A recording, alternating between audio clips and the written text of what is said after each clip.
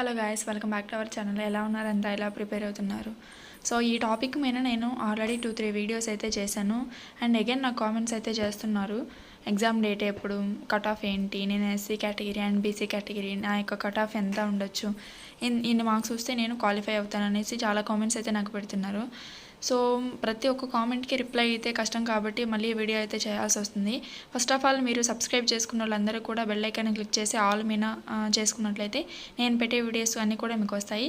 And ఈ cut off and ఈ యొక్క ఎగ్జామ్ డేట్ అనేది ఎలా తీసుకున్నాను ఏంటని డీటెయిల్గా ఆల్రెడీ వీడియోస్ అయితే చేస్తాను.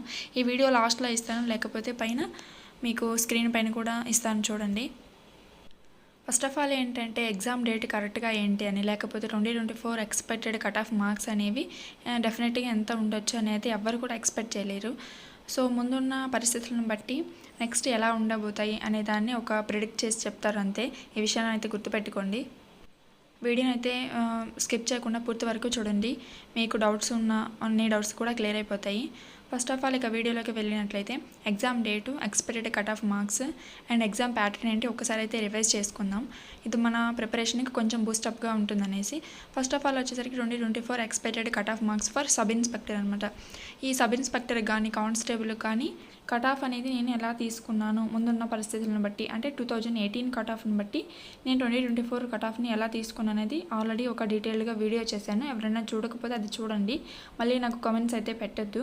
సో ఫస్ట్ ఆఫ్ ఆల్ ఫిమేల్కి చూసుకున్నట్లయితే OBC category 83.23 and SC category 75.67, ఎస్టీకి 62.68, యూఆర్కి 85.77, ఈడబ్ల్యూఎస్కి 70.05గా అయితే ఉంది. అండ్ మేల్కి చూసుకున్నట్లయితే ఓబీసీకి 106.55, ఎస్సీకి 92.21, ఎస్టీకి 92.14, యూఆర్కి 103.62. సో సారీ, ఇక్కడ మిస్టేక్ అయితే పడింది, యూఆర్ అని పెట్టుకోండి. అండ్ ఈడబ్ల్యూఎస్కి 90.21. ఇవన్నీ కూడా 2024 just expected cut off marks అనమాట. ఒకసారి ఈ కట్ ఆఫ్ కనుక మన మైండ్లో ఫిక్స్ అయినట్టయితే మన యొక్క ప్రిపరేషన్ లెవెల్ ఎలా కంటిన్యూ చేయాలి, లేకపోతే మనం ఏ లెవెల్లో ఉన్నాము అనేది తెలుసుకోవడం కోసం మాత్రమే ఈ యొక్క కట్ ఆఫ్ అనేది మీకు ఇస్తున్నాను. దీన్ని బట్టి మీ యొక్క ప్రిపరేషన్ని ఎంతవరకు బూస్టప్ చేయాలో మీరైతే చూసుకోండి. అండ్ మీకు ఆల్రెడీ మాక్ టెస్ట్లు ఇస్తున్నప్పుడు అయితే అర్థమవుతుంది కదా ఎంత మనం ప్రిపరేషన్ని ఇంకా హార్డ్గా చేయాలి అనేసి, మనం ఏ లెవెల్లో ఉన్నామనేది కూడా అర్థమవుతుంది. అండ్ ఇవి వచ్చేసరికి మనకి రా మార్క్స్ అనమాట. రా మార్క్స్ అయితే రావాల్సి ఉంటుంది. సో దీనికి మనకి అడిషనల్గా మనం normalisation marks up to 7-8 marks వరకు అయితే కలిసే ఛాన్స్ అయితే ఉంటుంది. ఈ విషయం అయితే గుర్తుపెట్టుకోండి. నేను ఇస్తుందని అయితే మీకు రా marks and RPF constable expected cut off marks for 2024 అనమాట. ఇవి కానిస్టేబుల్కి సంబంధించి ఫీమేల్కి ఓబీసీ 60.72, ఎస్సీకి 55.59, ఎస్టీకి 57.13, యూఆర్కి 64.19, ఈడబ్ల్యూఎస్కి 64.9 అనమాట. అండ్ మేల్కి వచ్చేసరికి ఓబీసీ 96.11, ఎస్సీకి 83.09, ఎస్టీకి 79.63, యూఆర్కి 96.43, ఈడబ్ల్యూఎస్కి 90.03గా అయితే ఉంటుంది. సో నాకు కొంతమంది అయితే మెసేజ్లు పెట్టారు, లాస్ట్ ఇయర్ ఫిమేల్స్కి వచ్చేసరికి 50%, ఇప్పుడు 15% కదా రిజర్వేషన్ అనేసి. సో దానికి తగ్గట్టుగానే మనకి కాంపిటీషన్ కూడా ఉంది అండి. సో అప్పుడు కాంపిటీషన్ వేరు, ఇప్పుడు కాంపిటీషన్ వేరు అనమాట. అప్పుడు 50% కాంపిటీషన్ ఉన్నా సరే చాలామంది అయితే అప్లై చేశారు, జాబ్ అనేది కొట్టారు. కానీ ఇప్పుడు 15% రిజర్వేషన్ అయ్యేసరికి చాలామంది అప్లికేషన్స్ అనేవి తగ్గిపోయాయి ఫిమేల్స్కి. అండ్ వాళ్ళ యొక్క కట్ ఆఫ్ కూడా అప్ టు ఈ రేంజ్లోనే ఉండొచ్చు అని నా అభిప్రాయం అనమాట. సో వేరీ ఉన్నా సరే ఒక 2-3 మార్క్స్ వేరీతో ఉంటుంది, కానీ పెద్ద డిఫరెన్స్ అయితే మనకి ఉండదు. కానిస్టేబుల్ మనకి 10th బేస్ లెవెలే కాబట్టి ఈ విధంగా females and males cut off అయితే ఉంటున్నాయి. అండ్ నెక్స్ట్ వచ్చేసరికి ఎగ్జామ్ డేట్ గురించి చాలామంది అయితే నాకు కామెంట్స్ చేస్తున్నారు కదా. సో ఎగ్జామ్ మోస్ట్లీ అయితే డిసెంబర్ 2024 ఆర్ జనవరి 2025లో అయితే ఉండొచ్చండి. లేదు అంటే మనకి స్టార్టింగ్ వీక్లో అయితే ఉండబోతుంది. అండ్ ఇప్పుడున్న పరిస్థితులను బట్టి అయితే మనకి ఏఎల్పి టెక్నీషియన్ అయితే ఎగ్జామ్స్ అయితే జరగబోతున్నాయి. అండ్ జీడీసీ ఎగ్జామ్స్ అయితే జరగబోతున్నాయి. ఇవన్నీ కంప్లీట్ అయిన తర్వాత మనకి ఆర్పిఎఫ్ షెడ్యూల్స్ ఇచ్చి అండ్ ఇంకా వాళ్ళు పేపర్ ప్రిపరేషన్ కోసం తీసుకునేసరికి మనకి చాలా టైం అయితే ఉంటుంది. కాబట్టి ఈ యొక్క టైంను మనం అయితే యూజ్ చేసుకోవాలి. అండ్ మన యొక్క ప్రిపరేషన్ని కూడా మనం హార్డ్గా చేయాల్సి ఉంటుంది.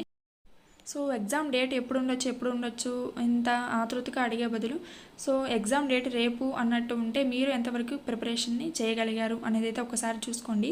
సో చాలామంది అయితే వెనకబడి ఉంటారు ప్రిపరేషన్లో. ఈ యొక్క టైంని మనం యూటిలైజ్ చేసుకున్నట్లయితే డెఫినెట్గా సక్సెస్ అవుతాము. అండ్ నెక్స్ట్ సెలక్షన్ ప్రాసెస్ వచ్చేసరికి అందరికీ ఐడియానే ఉంది, బట్ మన యొక్క ప్రిపరేషన్ కోసం ఇంకొకసారి బూస్టప్ చేసుకుందాం అనేసి చెప్తున్నాను. అండ్ ఓన్లీ ఒక్క ఎగ్జామ్ అనమాట. సిబిటీ క్లియర్ అయిపోతే మనకి పీఈటీ పిఎంటీ ఉంటుంది. అండ్ అది కూడా క్లియర్ చేసినట్లయితే మనకి డాక్యుమెంట్ వెరిఫికేషన్ ఉంటుంది, దెన్ పోస్టింగ్ అనమాట. సిబిటీకి మనకి అప్ టు 24 lakh మంది అప్లై అయితే చేశారు కదా, రెండు కలిపి. అంటే మనకి ఎస్ఐకి కలిపి కానిస్టేబుల్ కలిపి 24 lakh మంది అయితే అప్లై చేశారు. సో దాంట్లో నుంచి మనకి సిబిటీ నుంచి పీఈటీ పిఎంటీకి వచ్చేసరికి మనకి 1:10 రేషియోలో తీస్తారు.